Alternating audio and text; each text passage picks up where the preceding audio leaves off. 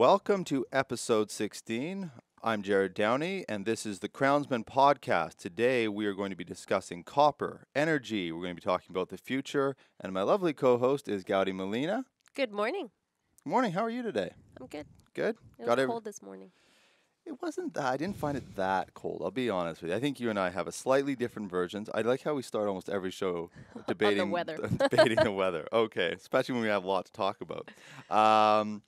Our guest today is Gianni Kovacevic. He is an investor.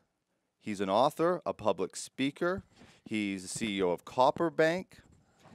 He's a modern energy expert. He covers a lot of ground. So within about the hour that we do the show, we're going to have to fill in a lot of information. So thanks for coming on the show, Gianni. We're going to do a quick shout out to our sponsor, Gowdy, before we get the show started. So the Crownsman podcast is brought to you by Savannah Equipment. They supply new and used mining equipment all around the world, from placer to underground to ore processing plants. They actually have a 6,500 TPD gold and silver recovery plant for sale right now, and literally thousands of others online. So go to savannahequipment.com to search for more mining equipment. Thank you very much. Welcome, Gianni. Thanks for joining us, coming in this morning. Nice to be here. Can you see me? Can you hear me? Yeah. We got cameras all over the place. We got mics on. We're ready to roll. Let's do it. All right. Give us a little snapshot about, we're going to dig into, kind of who you are and what you do a little later in the show, but just give us the audience a snapshot. You cover a lot of ground, investor, author, public speaker, you're a CEO. Could you just give us a snapshot of what sort of all those hats you're wearing is? Yeah, well, all those things are hobbies. Oh. I'm an investor because that's how you make money. So nothing comes for free. No. But when you're doing these adventures through life, and these hobbies sometimes become a little bit more serious. So I wrote a book as a joke, became a serious joke, and then I got a publishing deal. And then with the publishing deal, I do lots of presentations and what have you. And then I was asked to, can you just talk to the macro? And then I was able to get a speaking bureau. Now I have 3 speaking bureaus, but I've always followed one thing. The overarching theme is energy and how that's changing. Because the longest trend in the history of the world is the ascent of man. More people consuming more things. I don't have the courage or the ability like some other people. If you're going to go to Africa or India and tell someone they're never going to have running water or electricity in their home, good luck. Mm-hmm. That is a defeated argument because they are going to have it. And there's been a lot of progress there. So that word energy always comes to the fore, and it's growth. But we're at a hinge of history with respect to the way global energy is generated, transferred to society, and the way we consume it.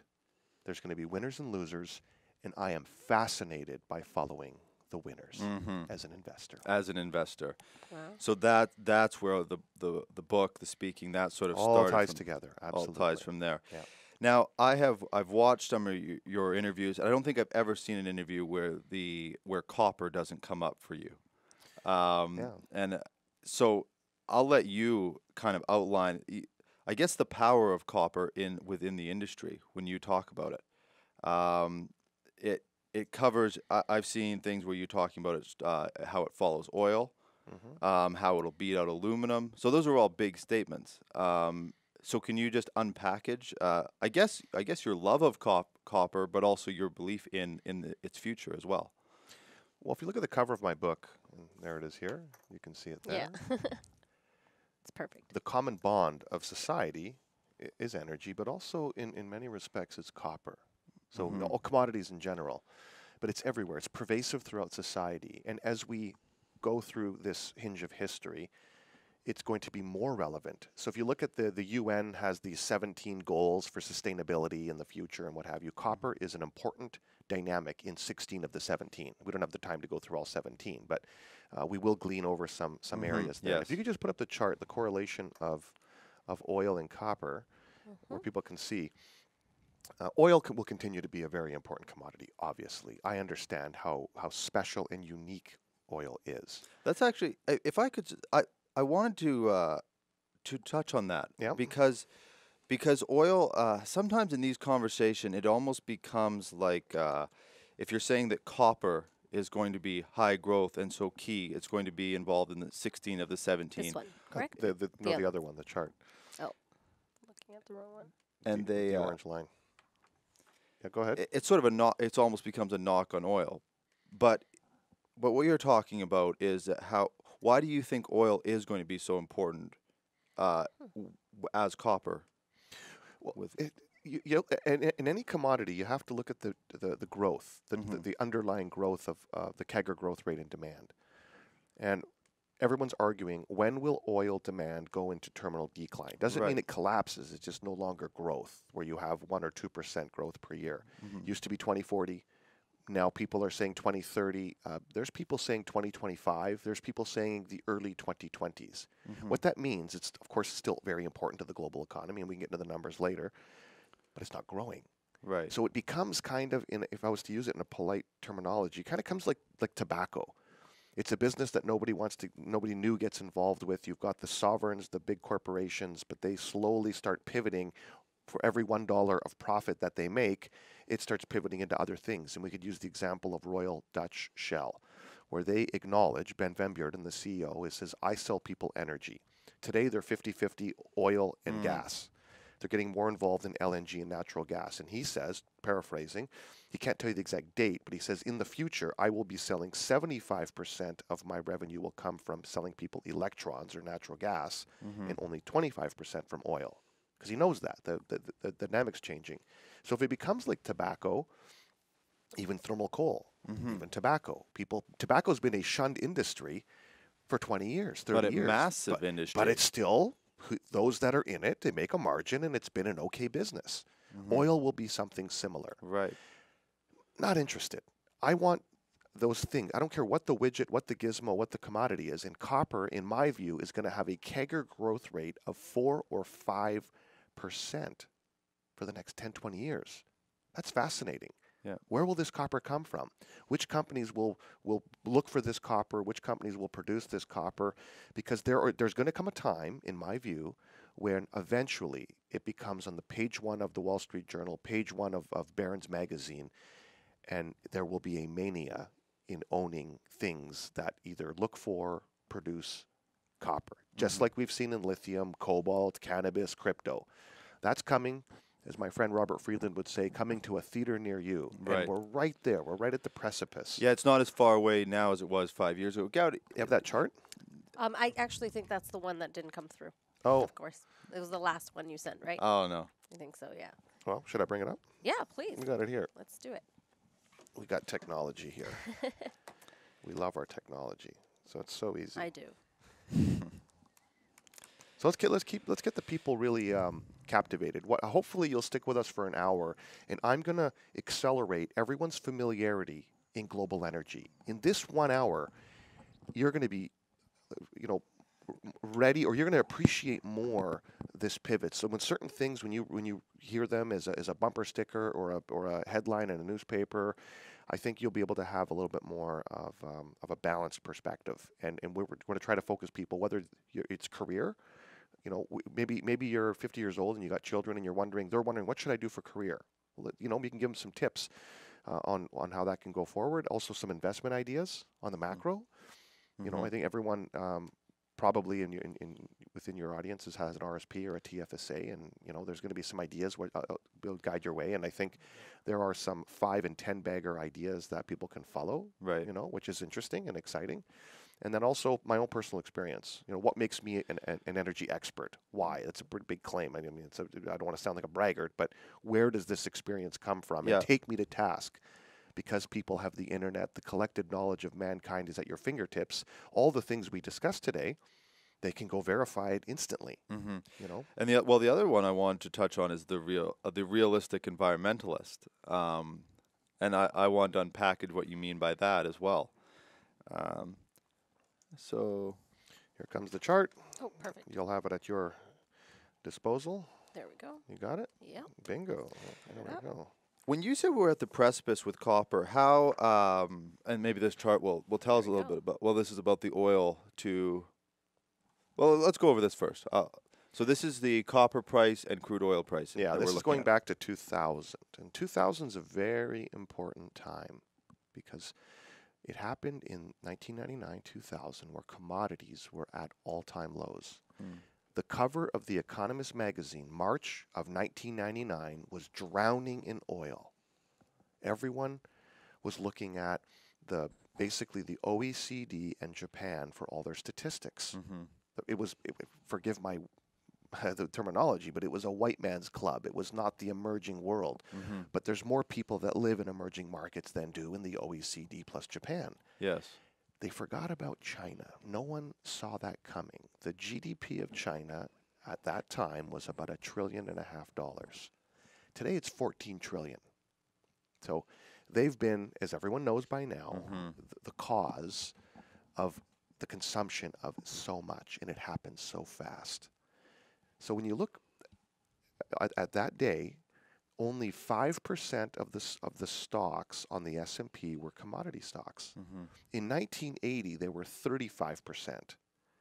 Oh, really? So it tells you a few things. There's very little interest. Investors didn't care. But there's also no one even covering the sector anymore. How many analysts were covering these commodity stocks? But there they come, emerging markets, and demand just kept ticking away. But oil is the dominant commodity. So what you see here in this chart is looking at copper and oil, going back to 2000, that day that on the cover of The Economist magazine. Yeah. And I always tell people 99.0% of the time, copper was directly correlated to oil, and that's clear here. So now it is decoupled a little bit, but what happens in the next 5, 10, 15 years? And the all-time high of copper was about $4.50. You can see it on the orange line here. And because of engineering, I believe, because the $100 billion that we spent in exploration for copper in the past 12, 13, 14 years during the China supercycle, very little discovery success. Low grade. And the enabler for low grade deposits is a higher copper price because it's the engineering. If you take a ton of that rock, it's just not economic. So the engineering tells us as an industry that copper is going to have to go to that, basically in that orange box somewhere. New all-time highs, going to stay there for a while, and that's going to be the new baseline for copper, which means it's a very good opportunity. But if you correlate that on that long-term chart, that's like saying, well, is oil going to be $160 a barrel while copper is in that high band? Maybe. Politics is the main driver in the oil market. Farmers now say that politics are more important than the weather. True. What happened with the soybean farmers after the China trade tariffs? Same with oil. Can oil go back to $160? Absolutely. You give me overwhelming politics in sensitive areas, I give you $100, $150 oil. But for how long?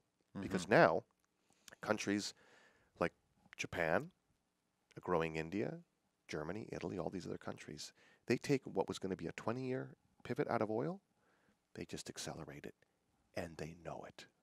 The biggest producers of oil are well aware. So even under overwhelming politics, their job is to be like tobacco. Great price. Those that are in it are in it. There's a margin. Massage it a little bit. But you don't never want to have a radical price incline because unlike other commodities now for oil, you pivot completely out of it when you adopt into other forms of consuming energy. I guess the one thing, though, that it comes out of that is there is no, when it comes to copper, because it is so key to so many of the other things, there is really no pivot out of copper. Well, look at the other chart, the other one, the first one you put up with the yellow graph. Why am I so excited about copper? We look at these two dominant commodities. Now, the global trade in oil demand right now is 99 million barrels a day. There are 365 days in a year. So if oil was $100 a barrel, the value would be $3.65 trillion. Today, it's about $60. So the total value of all the oil is about $2 trillion, just over $2 trillion. The total annual trade for copper is about 24 million tons. Do the math, it's about 150 billion. So obviously, oil is 15 times more important on a value basis. So the reason I'm so excited about copper is because the way we extract it has not been improved. So oil and gas has had a renaissance. You've had offshore, deep offshore, enhanced recovery. Now you've got horizontal fracking, horizontal drilling with fracking. and they've reinvented the wheel many times. Yeah. Not really has happened in copper. So and unfortunately, we haven't had these high-grade discoveries. So now every cubic kilometer of formation where oil is found, we get more hydrocarbons for less effort, if you will. Right. A same cubic kilometer from 2 or 3 copper deposits, that grade has fallen in half. And we have not had the ability, where the renaissance has taken place. So basically, we need to have more and more value. That ton of rock has to become more and more valuable in the future. But when you look at the demand, I've already told you that oil is, in my view, the demand's not going to keep growing. It's going to be 1%, and then eventually we go into decline, whatever year that is. I don't care how positive or negative you are on oil, but it doesn't keep growing forever. Right. Copper's different, and here's why. If you look at this chart here, this is from a Royal Dutch Shell. Today, final energy consumption, only 19% is electrification. And that's been pretty consistent for the last 10, 20, 30 years. All of energy has grown, but electrification's share has stayed at about 20%. That number is going to climb to 50% in the next 30 years. That's because when you decarbonize the global energy matrix, it means electrification. Right. Period. And this type of electrification is very deluxe. So if we're going to adopt 100,000 city buses to electric in the next 10 years, they will use, the only oil that will be used is in the vulcanization of the rubber for the tires and maybe a little bit of plastic inside the bus. But they will not be consuming oil. Right. It takes 5 or 6 or 7 times more copper per bus.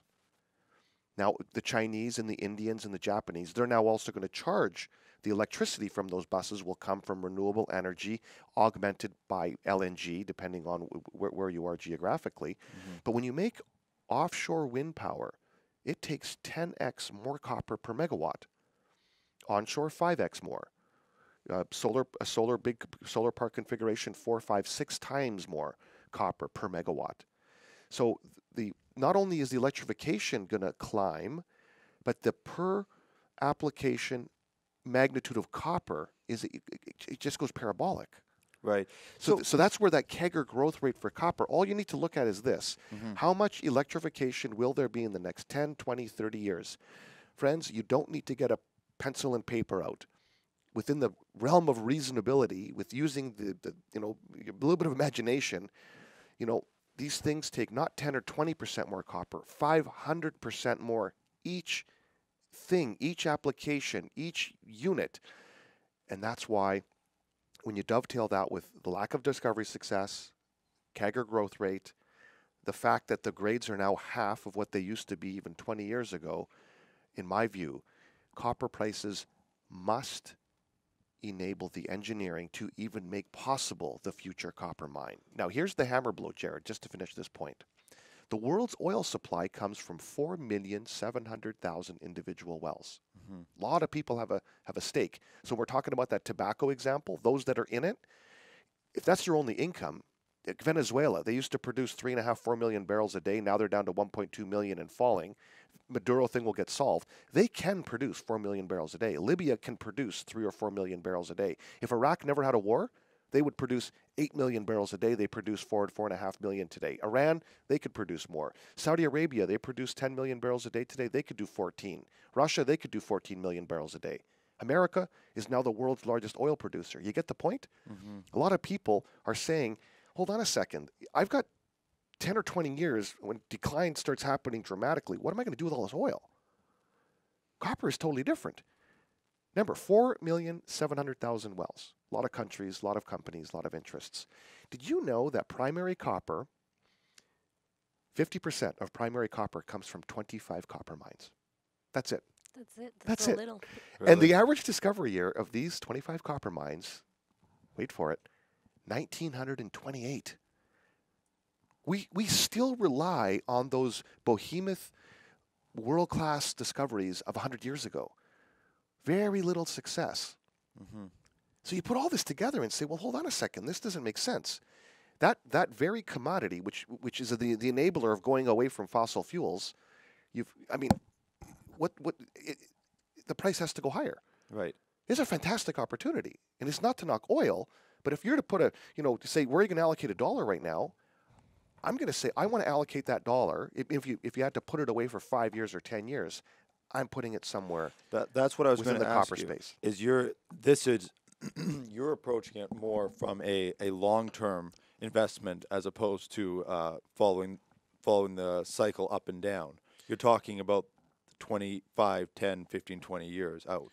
Yes, but we're now about 8 years into a bear market. Right. So, as John Wayne used to say, how low is it? He'd say, friend, lower than a snake's belly in a wagon wheel rut. I mean, we're trading at all-time lows. Right. So, we're closer to the bottom than we are the top. Mm-hmm. So it's time.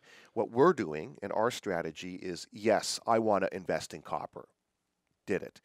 We started 4 years ago, and we founded CopperBank. And CopperBank is a very simple business model. It's a school bus. And we buy low with an aim to sell higher. Mm-hmm. So we using, I give a lot of these wisdoms. You got that Ben Graham graphic, the gray one. And he used to say that, you got to be, if you're a contrarian, which is what we are, you can see it here. So I'm an investor. I buy when there's blood in the streets. Mm-hmm. I buy from pessimists, and I aim to sell to optimists. So what we're doing is we're buying high-quality copper exploration projects that are well situated. This is predominantly all on private property in the United States. Right. And we take those projects that have had tens of millions of dollars spent on them, exploration-wise, engineering-wise, metallurgy-wise, land procurement-wise, and we're in this bear market, we're able to buy them from their market cap peak of 2010, 2011. Jared, I'm buying these things at 2, 3, 4 cents on the dollar. Mm-hmm. Low. And our goal is to then warehouse them, understand them, because I have a large technical team that's not drawing a salary, so we know how do we advance these projects when the copper price normalizes. Yeah. And that way we can present those ideas to partners, major companies, different types of investors within our portfolio of projects, and then move them forward, but only when it's accretive. And we know if we answer some of those unanswered questions, not only do we have the optionality in the price of the copper prices becoming economic, we can also then enhance the value by being successful in answering some of those unanswered questions. But the bottom line is, if you're buying anything, I don't care what it is, at 2, 3, 4 cents on the dollar, there's your value proposition. So CopperBank, and have the ability to hold it for exactly because they're owned. We control these projects. Most of them are predominantly on private property, so there's not a large holding cost for them. And we floated the company. We wanted to be like a proxy for investors. If you want to invest in copper within some part of your portfolio, CopperBank's listed. Its symbol is CBK, and it's trading around 8-9 cents somewhere there. And if you look at from the shares that we have issued, because we've always issued shares to buy projects, we've got 50 cents a share in paid drilling on that on the portfolio. And if you look at the market cap highs of everything that we bought, it'd be about $1.20 a share, trading at 8 cents. So it's a pretty straightforward value proposition. Right. Never go to zero, because there's assets there. We physically own land. We don't have these big expenditures for most of the portfolio, and we're highly motivated, fully aligned with the shareholder. The team doesn't draw a salary, and we're the largest percentage owners. And I can't eat shares, Jared. I mean, I got to create my own liquidity eventually. So we're let's say we're aligned and very motivated to move the business model forward. Right. As the copper price normalizes, and as we speak today on March 1st of 2019, copper is 2 or 3 cents away from that psychological $3 a pound level. So we're very close. Yeah, a question that comes up for me, though, is when you talk about the renaissance in the oil industry. Yep. I'll give you some examples. Yep. Go ahead. In copper, are there examples where the low grade can be recovered more efficiently? That you're talking about 25 companies are producing. 25 projects. Projects are 50% of primary copper. So, is there light at the end of the tunnel? Is there anybody outlining a clear path forward to change those? Because those are that is, it's obvious that there's real opportunity there, but there's obviously a certain amount of challenges as well. That is a very important question. And if I was to sit down with Warren Buffett and he was to say, well, hold on a second, let's look at this rationally. So I get what you're saying. We go away from emissions, more electrification, renewable energy means copper. Okay, great. But, when the price of copper goes much higher, there's a bit of a bottleneck. They're going to be able to figure these things out. They're going to be able to apply technology. But yes and no. The cubic kilometer of the rock, unfortunately, just does not have a lot of copper in it. We used to mine 2% copper, then 1%. In 2010, the 15 largest producers put 1.2% copper through their mills. Today it's 0.68, 0.69, and falling. The future of copper is 0.4. Like there's just no copper in the rock. So you still have to mine the ton of rock. You still have to move it, and and then your question is how much recover. We already have 92% recovery. We already have that. Right. So we recover about 90% of the copper. What's very little there, which we've talked about on this show. But let me just tell you. Let me explain to people what's happened in the oil and gas industry. How they reinvented the wheel.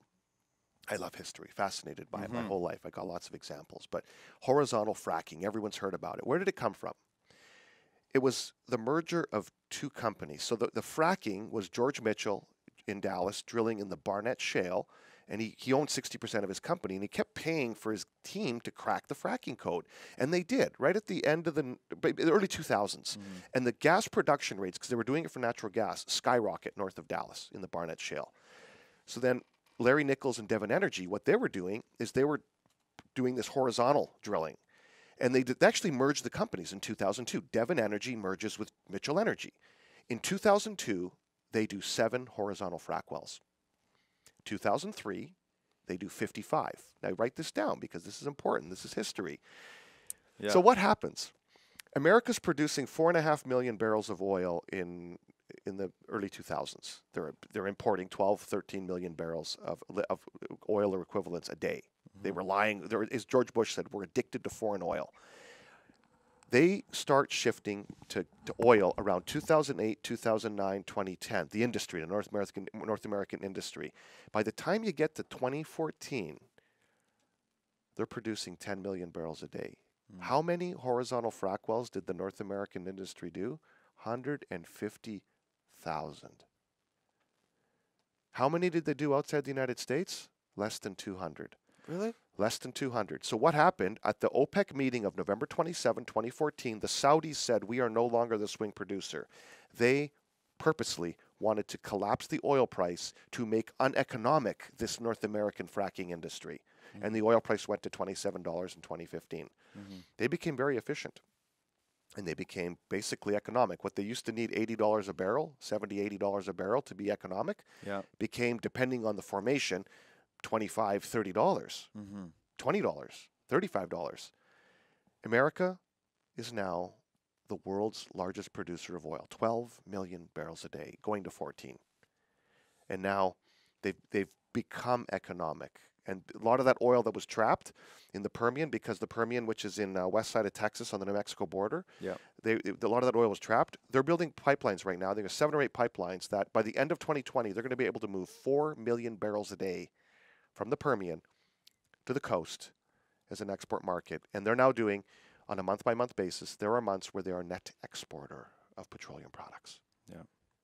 They do not require foreign oil. So it's a problem for our country because we export half of our oil to the United States. Now there is a situation with the refining process. It's calibrated for different qualities of oil, but this will get worked out once you figure out where you're going to get oil from in the long run. So we as a country, we have to have that outlet. We're talking about a pipeline through British Columbia. Right, yeah. Because in the future, what happens if America starts exporting 2 million barrels a day and 3 million barrels a day? And demand now starts slowly falling. Who are you going to sell your oil to? Renaissance. Never mind the offshore and all the other things we can talk about. So you're questioning copper. No, we have not had anything like that. The last time we had a renaissance in copper was in 1968. That was at the Bluebird mine in Arizona, where they started to leach copper.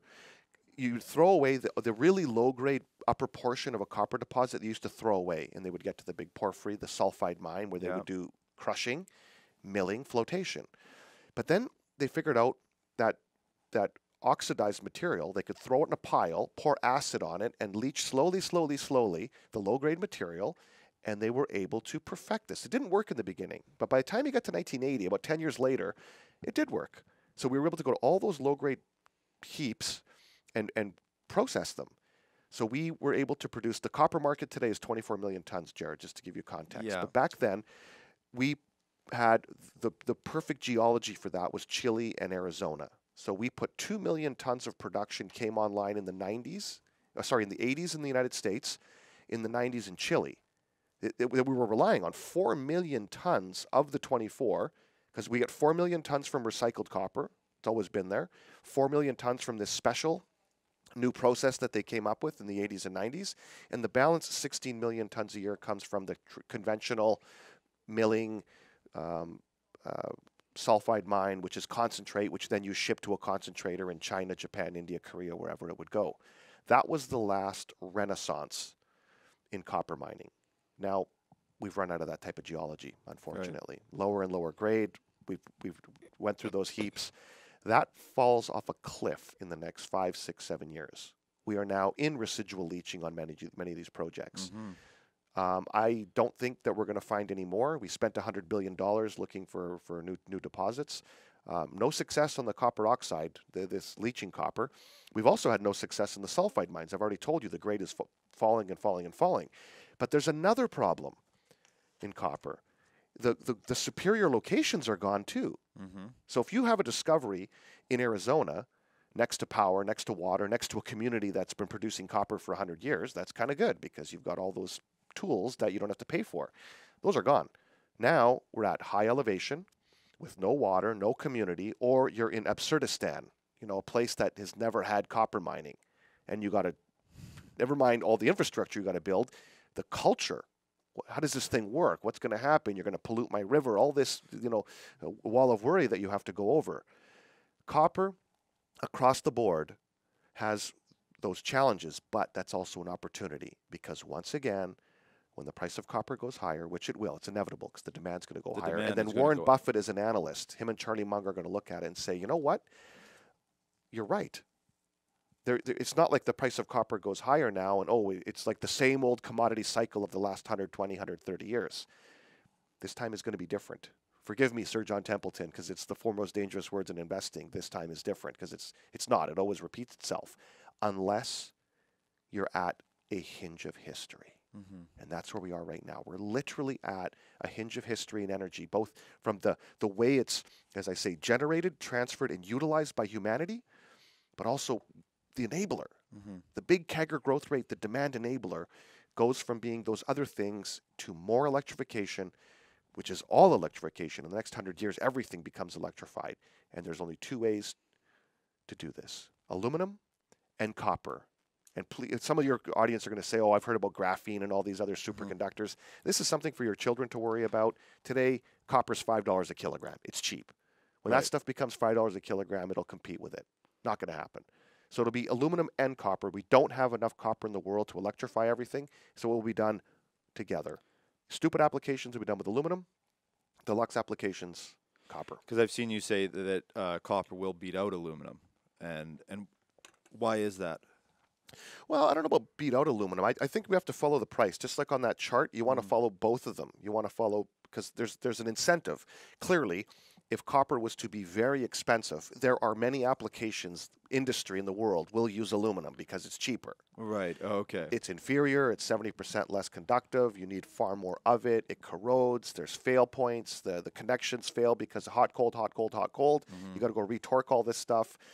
The labor is more intensive. You can't make super flexible cables with aluminum. Copper, you can take a cable this thick and it can bend like that because you have these really, really fine strands that make the copper flexible. Can't do that with aluminum. Right. But you will look at it. If BC Hydro is doing a large project and they're using busbar, they will do a calculation. If the aluminum is cheaper, they will use the aluminum, of course. And that will be the case around the world in all applications. But net, the growth rate of copper is tethered with all these other applications where you cannot substitute aluminum. One example, offshore wind.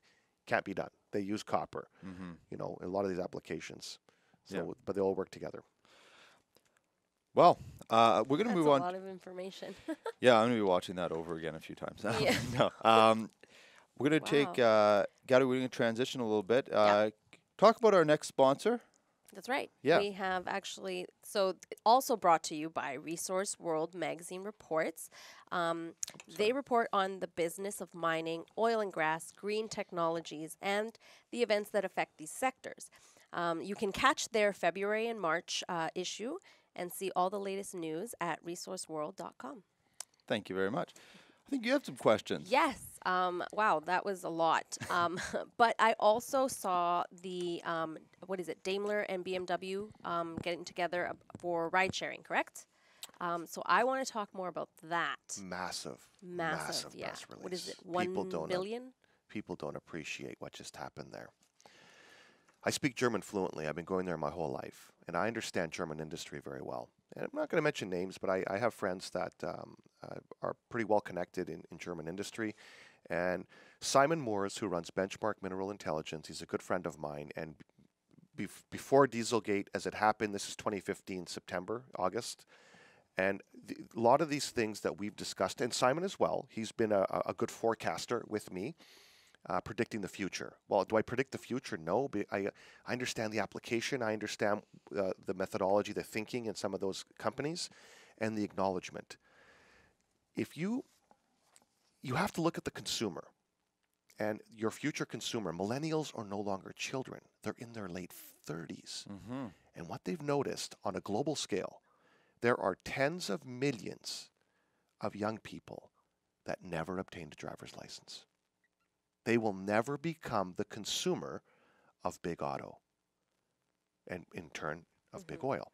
What they're using, they want access, not ownership. They have the ability of Uber. These things, my generation didn't have. Yeah.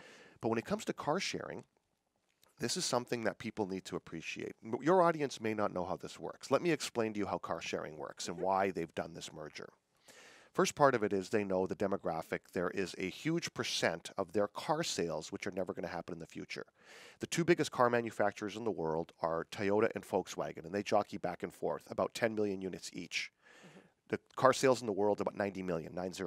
Okay, so if I was to tell Mr. Toyota or Herbert Dice, who runs Volkswagen, you're going to sell 1 million less cars in 5 years. That's a catastrophe. But that's exactly what's happening, because sales are going to fall by 10 and 20%. Unless you look at it as a business where we want to generate revenue. So for these young people, which are going to become 50-year-olds and 55-year-olds, they will have car sharing. So what they're doing effectively is capitulating, and they're saying that we will now offer people car sharing, which is renting a car by the minute, around the world, the entire lineup, both companies. So if you're taking your partner's family out for dinner, you're going to rent a BMW 7 Series or Mercedes S-Class by the minute. No contract. You're going to pick it up, and you're going to rent it for an hour, 3 hours, a day, 3 days. This disrupts the rental industry too. Yeah, Gone are the days of you going to the airport and being fooled around with a contract you're scared to death, and the insurance costs more than the car rental, and you fool around there. No, those days are gone. And this works today. Now, I drive a Tesla in Europe, a Model X. My friend and I have this thing there, and I used to have a Tesla Model S that I drove across America in. But in Vancouver, I live downtown. I actually don't drive a car anymore. I use Mercedes Car2Go program. This is how this works. I go to the car, and they're everywhere downtown. For 29 cents a minute, I tap, car opens, I drive the car for 20 minutes, which is basically traversing Vancouver, $6. You park the car. You know how much parking costs in downtown Vancouver per hour? Oh my God. $12. Really? This is no contract, no insurance, no gas, no nothing. That's all you pay. Now, if people say, oh, that only works by the minute. No. I can now go and take a Mercedes C-Class or a Mercedes SUV, and I can rent the car for an hour, 3 hours, 6 hours, a day, or 3 days. So it's cheaper than renting a car down at Hertz or Budget, and none of the nonsense. As long as you don't smash the car, I mean, eventually you're going to lose your privilege with them. But you just return the car. It's cheaper than renting a car. It's no hassle. It's zero hassle. And it's convenient. So sometimes I need the car for 20 minutes. Sometimes I need it for 3 hours. Sometimes I need it for 3 days. Yeah. Go to Whistler. Go to Merritt Mountain Music Festival with your Mercedes. Yeah. Rent it. You go there. It's easy. But it's way cheaper. And now I can even take the car, drive it to the airport, fly to Frankfurt, rent a Mercedes S-Class, drive the Mercedes S-Class to Munich, park it, spend the weekend enjoying myself in Munich, rent an X5, go to Kitzbühel, park the car, do my skiing. I mean, you get the point? Yeah. You're renting it to the exact time frame that you want. Wow. This is the future. So this car sharing announcement, it's a capitulation, it's an acknowledgement, and away we go. And these guys spend a fortune on advertising. Believe me, they've thrown everything they could, and it's not working. The 25 biggest advertisers in the world, if I was to stretch that to 30, 10 are car companies. They spend how much money per year? Between 5 and 7 billion every single year advertising to guess who? Young people that don't care. They don't buy their product. They don't want it There's anymore. you can't put a pistol to their head to make them buy these things anymore because they know I can just rent it by the minute. Well, Right. it's harder to own, right? It's more expensive. Why own when you can just use it for a little while and then have another one some other day? Why buy a Toyota Camry and be stuck with the same burgundy or beige Toyota Camry That's right. when I, for less money, can drive anything I want, when I want it, anywhere in the world I want? Hello? Why? Car payments? Insurance? All this other nonsense? Bye-bye. Well, the one thing that struck with me is that is going up to, if you're going up to Whistler, Yeah. I don't want my little, because I drive a little hybrid. I don't want that going up to Whistler and you putting skis Take a in that. Mercedes SUV. Take Yeah. their car. Go in style. Go Yeah. in style. Park the thing there. That's what I find so easy because we're limited currently to little small vehicles that are not equipped for trips like Whistler or anything. So you're So you need saying- both. You Yeah. need So Now, you need. here's the whammy here. Because now the idea for that system is to take the human out of the equation. You need diesel, you need to fuel. Gasoline, you need to fuel. They will all be electric. Because what they're going to do is, in not all, but many of these parking spots, they're going to have an induction pad, which you simply, in the parking Just park. spot, it charges every time you park. There's no human being required. Now, there's also almost no service in an electric car. You don't touch the brakes. There's no fluids. The motor can go 1 million kilometers. It's the battery maintenance a little bit. It's all they're going to have to do. And it's not wireless magic charging. It's copper intensive, hardwired inductive charging because you have to hardwire the pad. And then the car has more, has a receiving coil to be able to do this inductive charging. So just because they say it's wireless charging, it's not magic. It's copper intensive. Wireless charging. Just Right. it's Yeah, that it's just- that separation, that 8, 9, 10 inches of separation. Just doesn't go as good on an ad. How many millions of these inductive chargers are going to be installed around the world in the next 10 years, 20 years? Yeah. There's 150,000 petroleum gas stations in North America. That number is going to fall. And if you and I wanted to build a new gas station, the permitting on that is pretty intensive. The build on that, pretty intensive. But why would we do that? Because the amount of hundreds of thousands of gallons of fluid that you're going to sell in that gas station in the next 10, 20, 30 years, going to go down, down, down. Bad business. Let's go to the things that have high CAGR growth rate, anything to do with electrification. Yeah. I want to. It's impressive.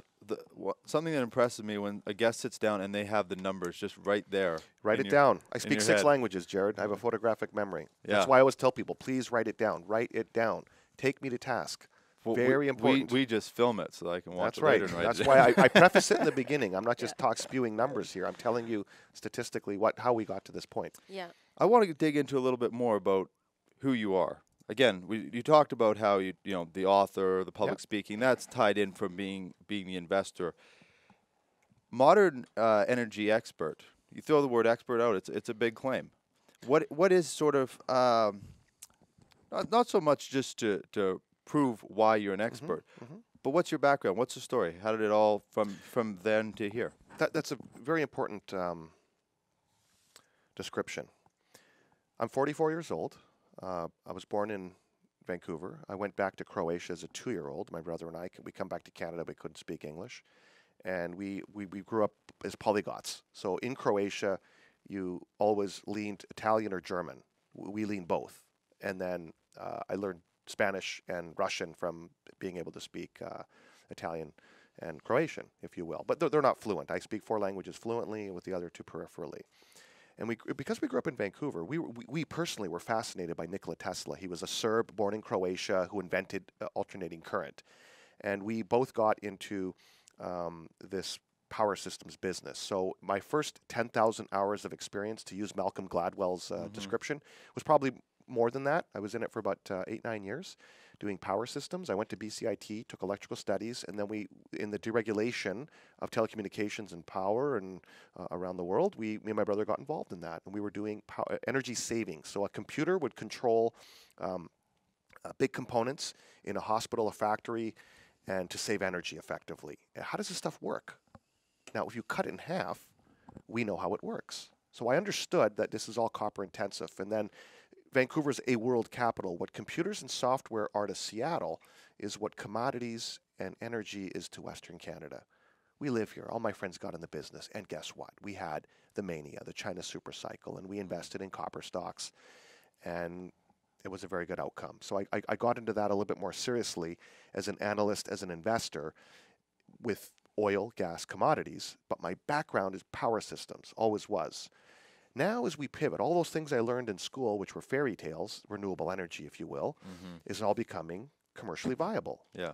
And I know how it works. So that's what my book is all about. It's about this young electrician, millennial, who takes his family doctor on a journey of enlightenment on how the world has changed and embrace being a contrarian investor and understand these common bonds and how this pivot is taking place.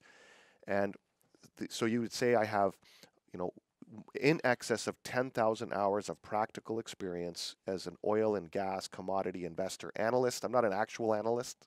Call me a hack analyst. I don't care, but I know the statistics. And I know how renewable energy works, the application of it. I've driven electric cars across America, across Europe. I've been to many facilities within the power mix. I know how all that works. I know how new power systems work, the integration of it, curtailment. I know the jurisdictional differences between Japan, China, Europe, and the emerging markets, North America, only because it's something I followed for 25 years. Right.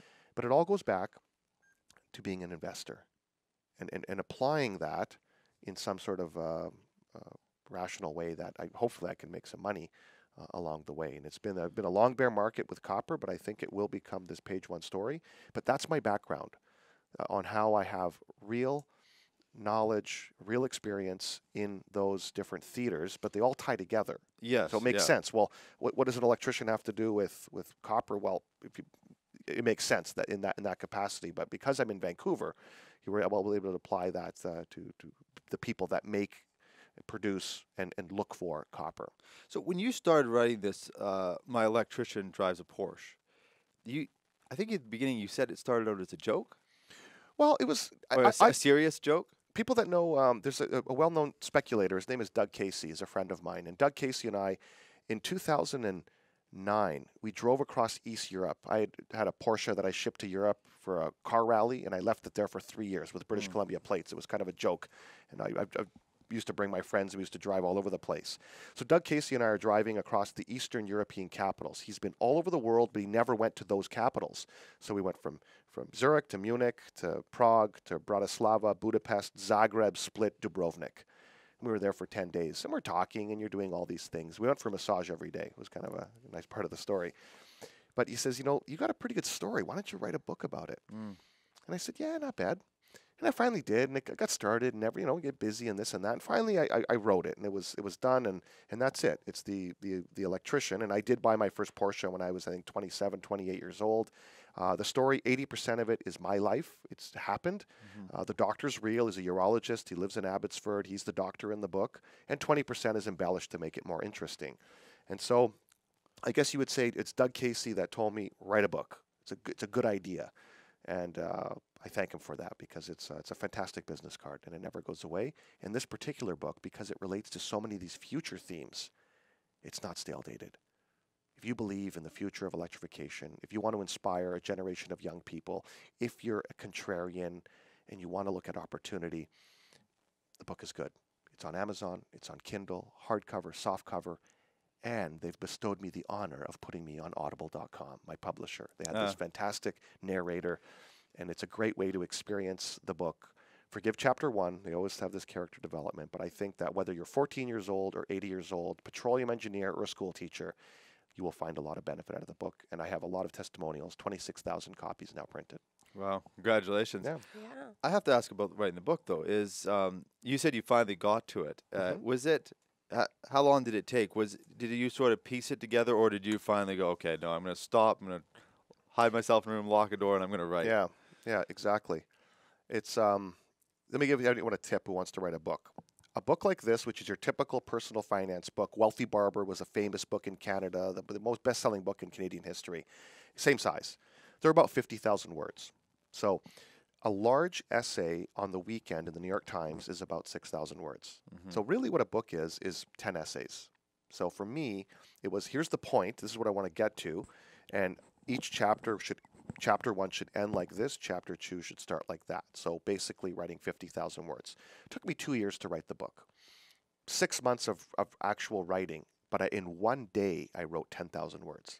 So wow, it's called inspiration. When you're there, you're just you're typing it out. Other days, writer's block, believe me, it exists. I can assure you.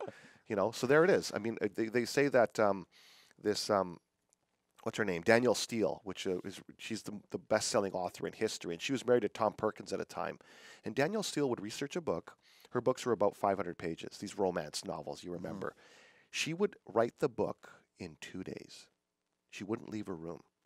She would prepare and just pound it out. No editing. The editor would worry about it later. The food would come to the door. They'd knock on it. She'd take it in, take it out. She'd come out of her room 48 hours, 72 hours later, manuscript, 500 pages. There's another romance novel for you.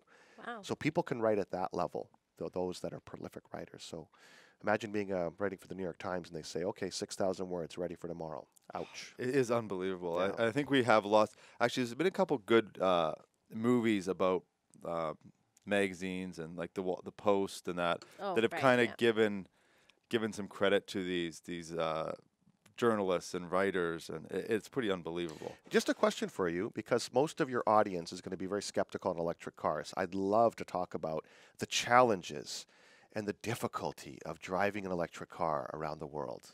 I'd love to talk. I don't know where that comes in the conversation. No, yeah, you I'm did. actually curious. Yes, I want. Because it's so difficult, people. It's just so hard. Didn't you promote the book by doing a from Canada to U.S. and you ended up at the Tesla factory, right? Yeah. Well, we wanted to do a book tour like everyone else, and my book has nothing to do with fast cars. It has everything to do with electricity, and this young electrician who's the hero.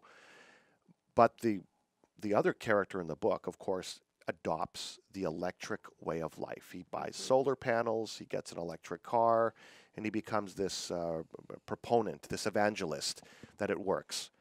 People have a negative experience with many parts of this energy pivot. So people will say, oh, I installed solar panels, they're terrible. Oh, it's too expensive, not economic. In 2008, solar was $4.50 a watt. Today it's 25 cents a watt. So when did you install your solar panel on your roof? I'll tell you, was it a good outcome or a bad outcome, right? Same with the electric car. People say that, oh, it doesn't work for me. Oh, you don't understand. My family does this. No, the charging. The range. No, it can't be done. Well, my friends, it does work. It works very easily. Any question, any negativity that you can throw at me, they've already solved it. They solved it on day one. It is the superior way to move around by far. You'll know this, especially in the pocketbook. I don't think we have enough time to go over the whole thing because it's a 1-hour show, and it's a fantastic 1-hour show because what we do is I have the example of the guy in Germany who says, oh, no, I go visit my aunt, lives in Munich. I visit my aunt every second weekend in Berlin. I will not wait to recharge my car, for 20 minutes even. Well, okay, I said, well, give me this one thing. So what's a Canadian example? It's like let's say driving from Vancouver to Kelowna or something like that, or even Vancouver to Calgary. No one can drive a car for 10 straight hours without taking a break. It's impossible. And by the way, driving a car for 10 hours day and day, nobody does that. You do it once a year, twice a year. You know, and for the odd anomaly, for the guys out there that like, okay, you're not the market for the electric car. Let's talk about the other 99% of society, okay? Yeah. Yes, if you're hunting in Wyoming, buy your F-250, go have fun. Exactly. You're not going to take a yellow Corvette to do that either, right? You caught mine because I was going to say, what about when I go hunting up and buy an Off-roading. F-250, buy an F-250. But for everyone else, for Joe Q public who lives, You and normal most people. people live in cities around the world. They don't live in rural communities, Yeah. okay? So let's target them first.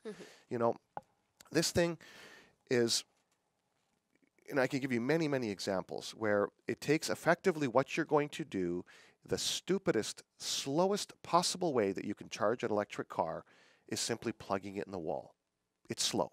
But you're going to do that, guess when, Jared? When you sleep. And then when you wake up in the morning, I don't care where you live or what you do, if you're commuting 50 kilometers to work, I feel sorry for you. If you have to do that, I feel sorry for you, but that's fine. Do it.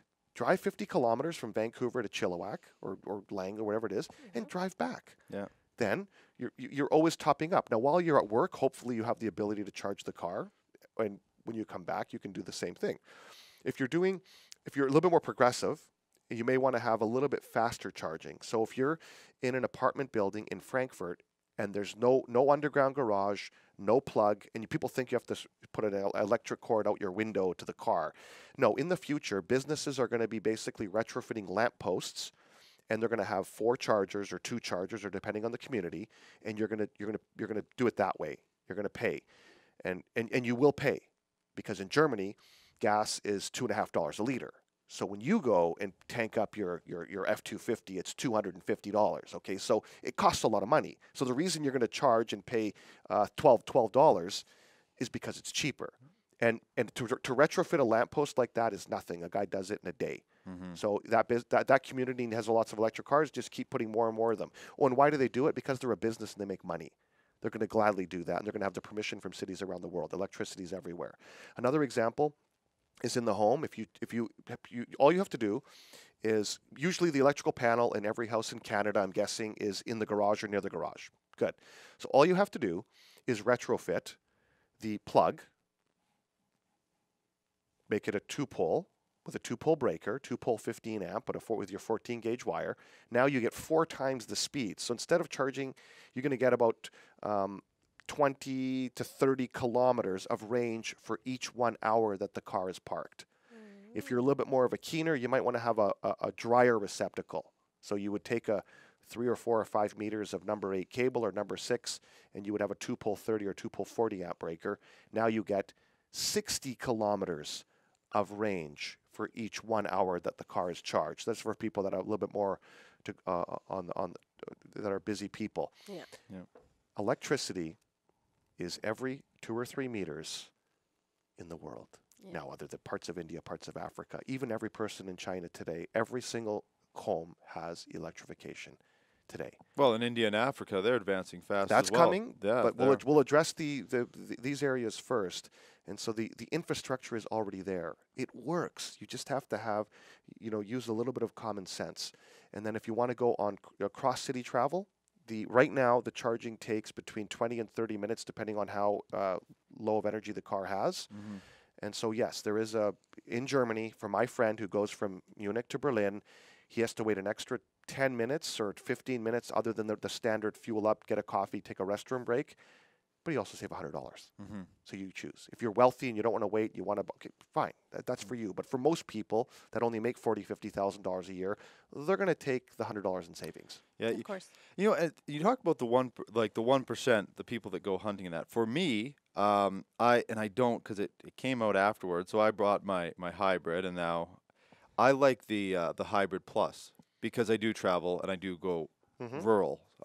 Most of my family lives in rural areas. Yeah. So, but with the plus, you get to charge it, and some of them are driving now.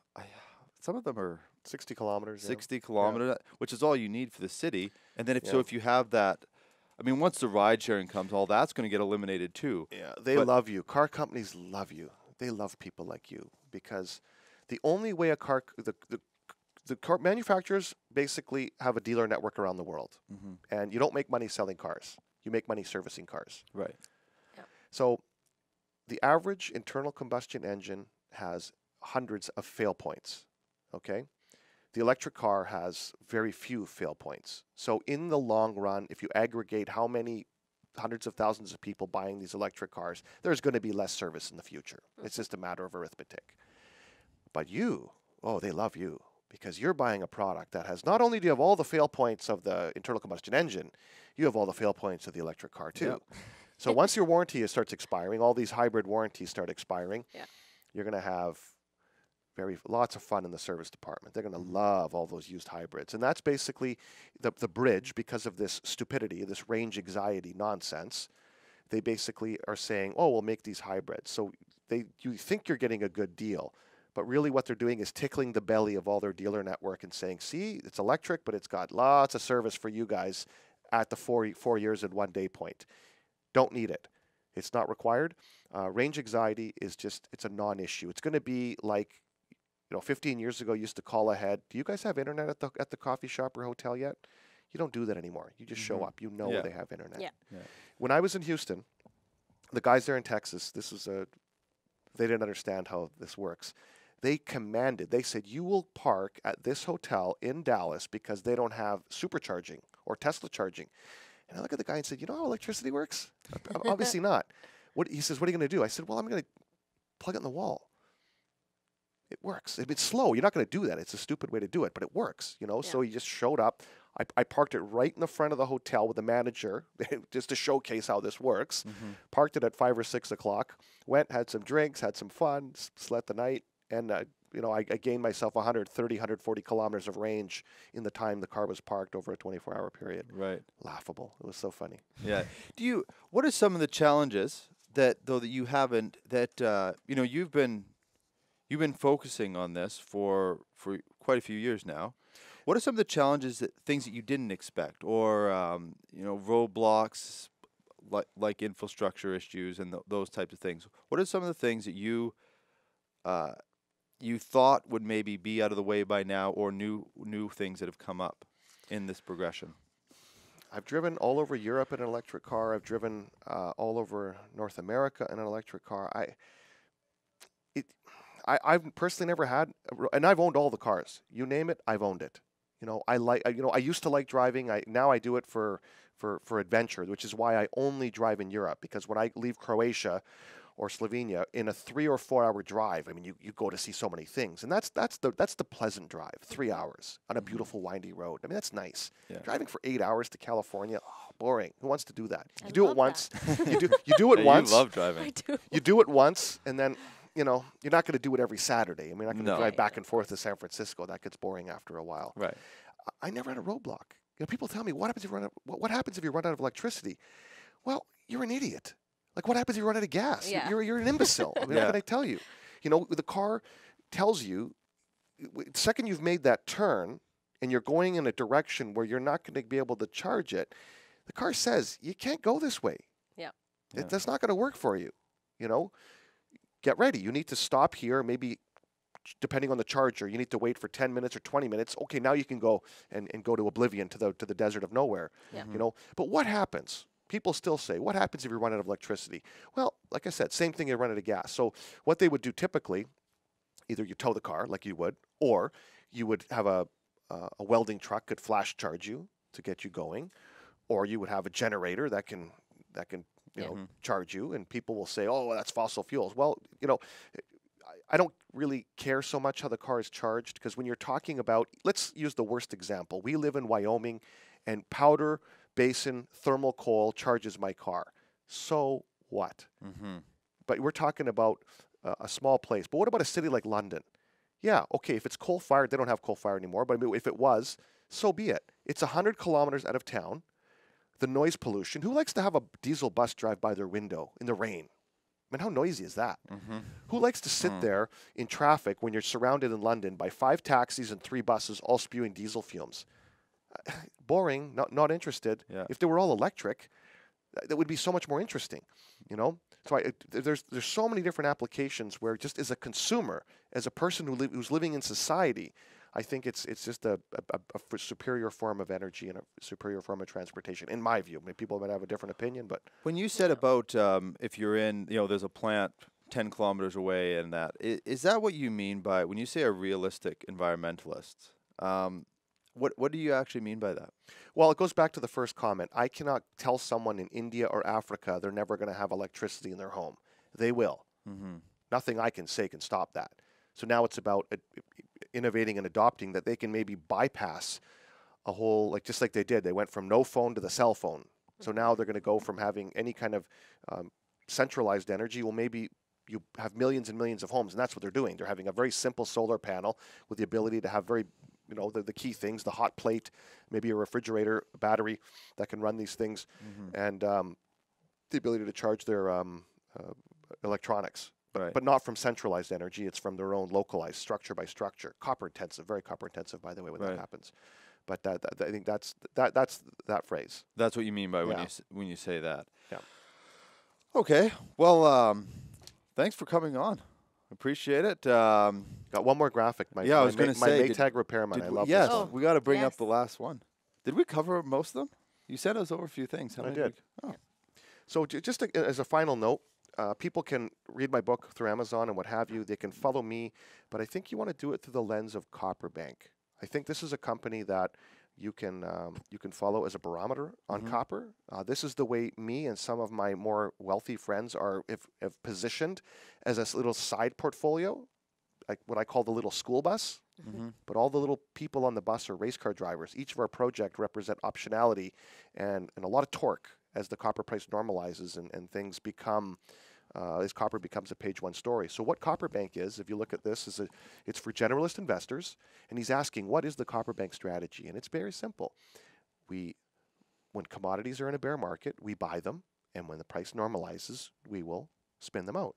And we are fully aligned with anyone that wants to become a shareholder in CopperBank because that we own shares. We don't take salaries. If I can't make the liquidity and make this appreciation, that's not going to work for me. And even in a static copper price environment, our motto is to provide a return to our shareholder outside of share price appreciation. And this has worked for many companies where if you have multiple assets, and this is a forward-looking statement, but if I was to spin out one asset to a group that wants to move it forward, team, capital, day one, valuation, we can amplify the share position of all of our CopperBank shareholders. That's what we aim to do. And we're never selling too soon because I want them to make a 5 or 10 bagger because we become the largest shareholder in their dream, in their vision. So CopperBank, we've bought a portfolio of broken dreams, but they're projects that have had hundreds of millions of dollars, $120 million spent on them, and you can buy it at pennies on the dollar. So it's all about copper, but they can follow my journey and this greater theme. Go to CopperBank, register, become on my mailing list, and you can follow me on Twitter at Gianni KOV, and look at a lot of statistics. Perfect. Yeah, I was on the website. You have quite a bit of information on the CopperBank. The energy zone. It's a curated video archive of why copper is important to energy, and I got a lot of interesting people that are talking about that. Yeah, and we'll put the links on that for the website and everything. I will leave you these 2 copies of the book. Thank you. So very much appreciate we're going to give one copy because you're always going to get someone skeptical that's going to email and say, oh, the electric car's this or the electric car's that or it doesn't work for my lifestyle. You get one. You skeptical person, you're going to get one. You're also going to get one. Skeptical comment gets a book. Gets a book, absolutely. Perfect. And lock horns with me on Twitter. I'm okay with that. And the second one goes to someone who is a keener. Hopefully a millennial out there, a young person, where we can tell them, stop speculating in other things like crypto and all this nonsense. Open a TFSA if you don't have it yet. TFSA is better than an RSP. You never pay tax on it. So if you're 26 years old and you've never opened a TFSA, stop your RSP. You get to do $5,500 a year, backlog 8 years since you're 18 or whatever it is. Put the money in that TFSA, and if you make a fortune out of it, it's tax-free. Open your TFSA. But within the TFSA, it's okay to have a little bit more speculation. The older you are, you want to have less speculative ideas. The younger you are, you can take a poke at some of these things. And one thing you should certainly look at is having a piece of CopperBank and speculate with that optionality play for the future. If you're talking to a banker and they say RSP before they see TFSA, just slap them. Give them just leave. Yes. Yeah. Thank you very much for joining us. We're going to do a quick sign off and then we'll chat off camera a little bit if that's all right. Yep. Perfect. Okay. There's a lot of information in that, and it's good info. Oh, I'm looking at this camera. I can still do that, man. Oh, were you looking at the wrong camera again? That's okay. thank you for watching the show, everybody. We will be bringing you new episodes every week. We love doing the show. We really appreciate our guests coming in and joining us. And there's a lot of knowledge out there, and us being a small part of bringing it together on the Crownsman podcast is really special for us. How can everybody follow us, Gabby? Yes, please follow us on Instagram, Twitter, LinkedIn, at CrownsmanP.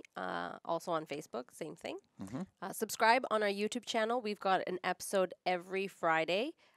We film and launch on Friday, so please subscribe because you'll see all new episodes there.